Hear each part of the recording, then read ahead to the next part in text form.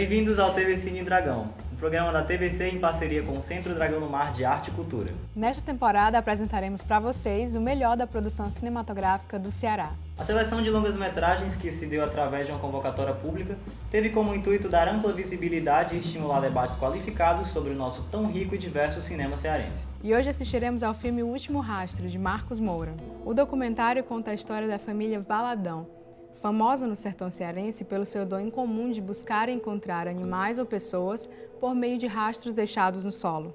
Com várias entrevistas, o cineasta vai remontando histórias que envolvem autoridades e antigos clãs nordestinos. E para conversar sobre O Último Rastro, recebemos hoje o professor da Casa Amarela e diretor de filmes como Iremos a Beirute e Os Profetas da Chuva, Marcos Moura. Muito bem-vindo, Marcos. Obrigado por ter topado o nosso convite. Obrigado a vocês por essa oportunidade, né, desse programa que eu acho fundamental assim, para o cinema cearense como um todo, né? Ter uma amplitude maior, né, para as pessoas, ter um conhecimento maior da obra que é feita aqui. Né?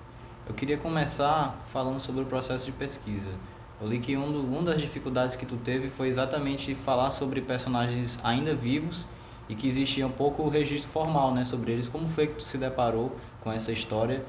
Como foi o processo de pré-produção, as tuas visitas e a interação com eles? O filme é sobre uma família que não tem nada, não está no Google, não está nos livros, não está no cinema. Eles tinham uma sabedoria, uma tradição sertaneja que para mim mesmo, eu pensava que não existia mais, que era coisa do tempo dos cangaceiros, uma coisa que tinha acabado. Foi num bar, conversando com os amigos, num restaurante ali na cidade de 2000, perto de onde eu moro. Um amigo que era de Juazeiro, estava vindo de lá, de uma festa, de uma grande matriarca da família Feitosa, que é uma família aqui importante no Ceará, que tem a ver com a história do filme também. E ele me disse, rapaz, convidaram todo mundo, inclusive estava o rastejador da família. Eu disse, como é o rastejador da família? Estranho, né, esse termo? Ainda tem um rastejador, a família no Ceará, hoje, 2010. Eu disse, tem, tá lá, Zé Valadão, com 90 anos. Eu digo, eu quero ficar. Eu digo, eu posso, imediatamente na mesma hora, de tem como eu conhecer? Ele disse, tem, eu consigo falar.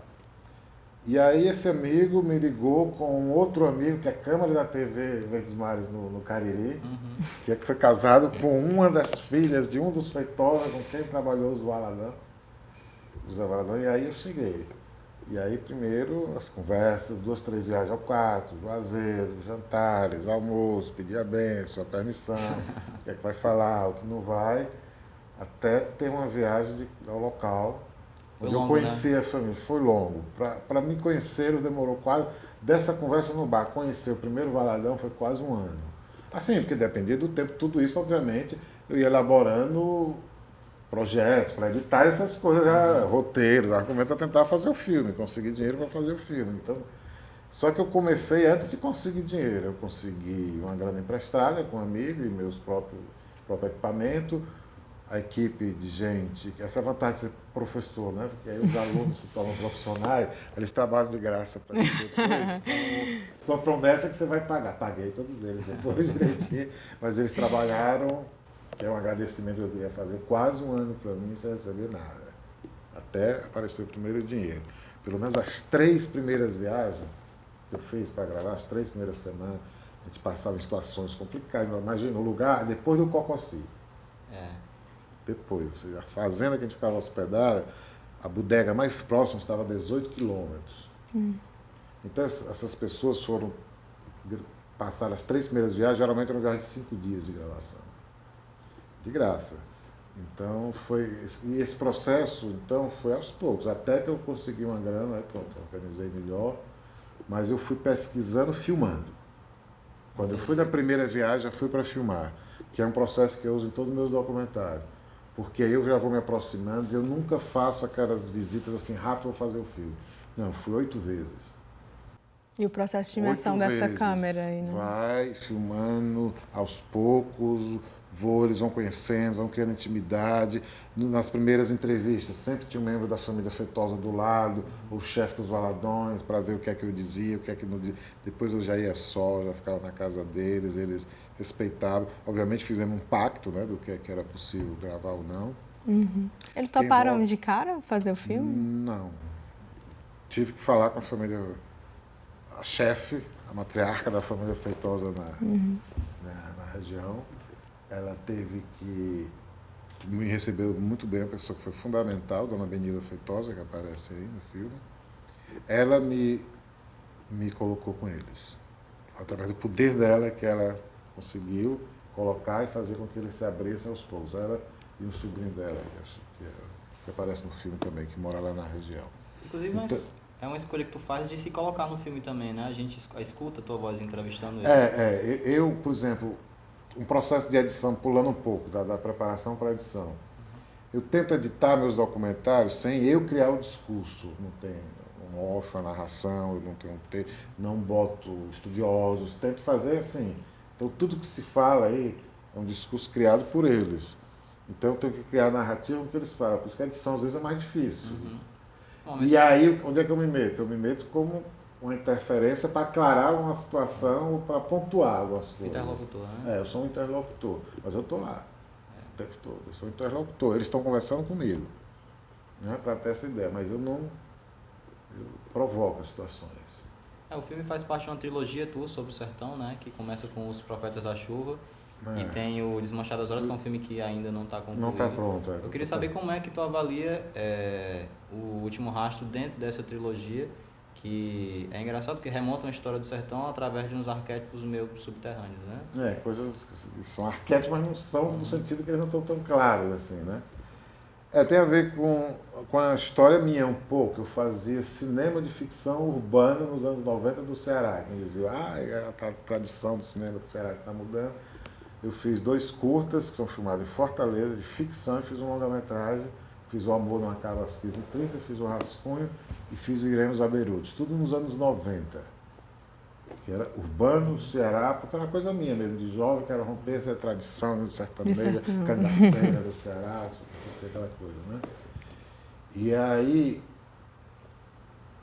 isso me foi muito caro a nível pessoal. Imagine, Ceará, final dos anos 80, querendo fazer cinema. Não tinha vídeo, era cinema mesmo, 35, 16, tinha que ir para tudo.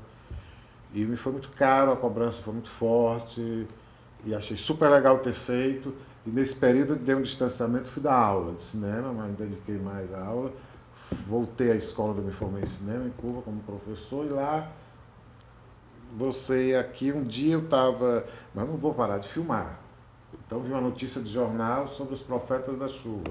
E era a minha região, uma espécie de volta a uma origem, só que eu não queria tratar exatamente com certos estereótipos vamos dizer, de aspectos da cultura popular do povo das pessoas do Nordeste, já estivessem estabelecidos, já tivessem uma tradição iconográfica, uma tradição da literatura.